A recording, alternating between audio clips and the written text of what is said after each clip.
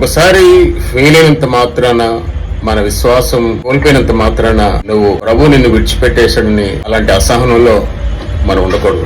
ప్రభు మనల్ని ఎన్నడూ కూడా విడువను ఎడబాయనని ప్రభు వాగ్దానం మనకుంది, ప్రభువు నమ్మినటువంటి వ్యక్తులుగా. కాబట్టి ఫెయిల్ అయినంత మాత్రాన విశ్వాసము దేవుడు నేను విడిచిపెట్టేశాడని నువ్వు మరలా ప్రయత్నము చేస్తూ వాక్యాన్ని ఎక్కువగా ధ్యానిస్తూ, కృపను ధ్యానిస్తూ, దేవుని ఆత్మను నువ్వు కోరుకున్నట్లయితే, పరిశుద్ధాత్మ సహాయం కోరుకున్నట్లయితే నీ జీవితంలో దేవుడు గొప్ప కార్యాలు చేస్తాడు. యెహోషువతో దేవుడు చెప్పాడు ఏంటి అంటే, ఇజ్రాయేల్ ప్రజలందరి ఎదుట నేను గొప్ప చేయటము నేను మొదలు పెడతానంటే దాని అర్థం అది ఆగిపోద్దని కాదు, అది కంటిన్యూస్ గా నీ జీవితంలో అద్భుతాలు నీ పట్ల చేసినప్పుడు ప్రజలందరూ చూసి నిన్ను దీవిస్తారు, అంతేకాదు నిన్ను నమ్ముతారు, నిన్ను వెంబడిస్తారు, నన్ను మహిమపరుస్తారు అని ప్రభు చెప్పారు. కాబట్టి నీ జీవితంలో కూడా యెహోషువ వలె గొప్ప కార్యాలు చూడాలనుకుంటే పట్టు విడవక ప్రభువును వెంబడించమని జ్ఞాపకం చేస్తున్నారు. Praise the lord.